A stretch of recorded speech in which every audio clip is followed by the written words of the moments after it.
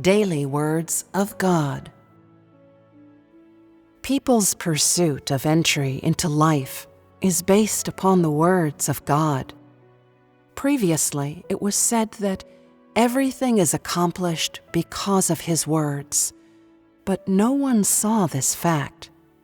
If you enter into experiencing the current step, all will be clear to you, and you will be building a good foundation for future trials.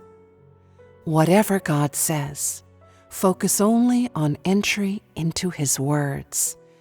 When God says He will begin to chastise people, accept His chastisement. When God asks people to die, accept that trial. If you are always living within His newest utterances, God's words will perfect you in the end. The more you enter into God's words, the more quickly you will be perfected. Why, in fellowship after fellowship, do I ask you to know and enter into God's words? Only when you pursue and experience in God's words and enter into the reality of His words does the Holy Spirit have the opportunity to work in you.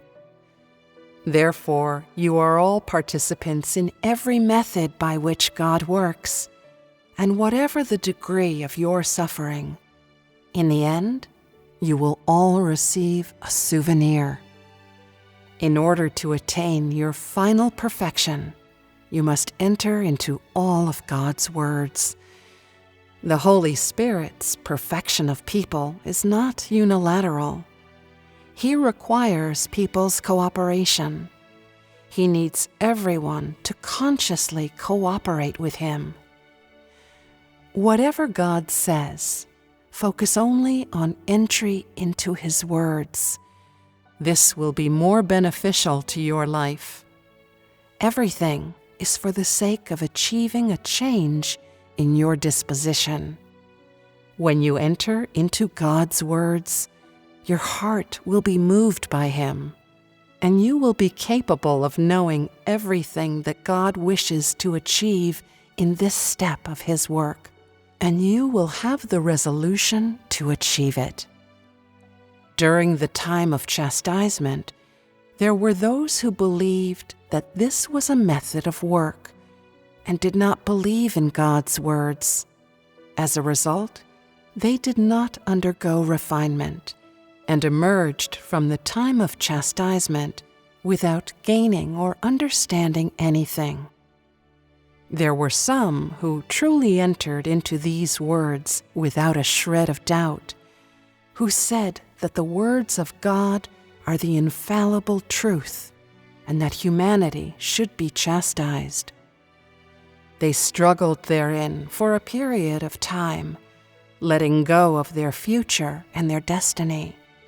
And when they emerged, their dispositions had undergone some change, and they had gained a deeper understanding of God. Those who emerged from chastisement all felt the loveliness of God and realized that this step of work embodied God's great love descending into them, that it was the conquest and salvation of God's love. They also said that God's thoughts are always good, and that everything God does in man comes from love, not hate. Those who did not believe in God's words, who did not look to His words, did not undergo refinement during the time of chastisement, and as a result, the Holy Spirit was not with them, and they gained nothing. For those who entered the time of chastisement, although they did undergo refinement, the Holy Spirit was working hidden inside them, and their life disposition was changed as a result. Some seemed, to all outward appearances, very positive, filled with good cheer all day, but they did not enter into the state of the refinement of God's words and so did not change at all, which was the consequence of not believing in God's words. If you do not believe in God's words, then the Holy Spirit will not work in you. God appears to all those who believe in His words, and those who believe in and accept His words will be able to gain His love. Enter into the state referred to in God's words. Focus on positive entry and find what should be put into practice. Only thus will there be a change in your disposition. Only through this path can you be perfected by God, and only people who have been perfected by God in this way can be in line with His will. To receive new light, you must live within His words. Being moved by the Holy Spirit but a single time will not do it all. You must go deeper. For those who have been moved but once, their inner zeal is aroused, and they wish to seek, but this cannot last long. They must be constantly moved by the Holy Spirit. Many times in the past, I have mentioned my hope that God's Spirit may move people's spirits, so that they may pursue changes in their life disposition, and while seeking to be moved by God, that they may understand their own inadequacies, and in the process of experiencing His words, may cast off the impurities in themselves. Do not think that merely being proactive in receiving new light will do. You must also cast off all that is negative. On the one hand, you need to enter from a positive aspect, and on the other hand, you need to rid yourself of all that is impure from a negative aspect. You must constantly examine yourself to see which impurities still exist within you. Humanity's religious notions, intentions, hopes, self-righteousness, and arrogance are all unclean things. Look within yourself and place everything side by side with all of God's words of revelation to see which religious notions you have. Only when you truly recognize them can you cast them off. Some people say, "It is enough now simply to follow the light of the present work of the Holy Spirit. There's no need to bother with anything else." But then, when your religious notions arise, how will you get rid of them?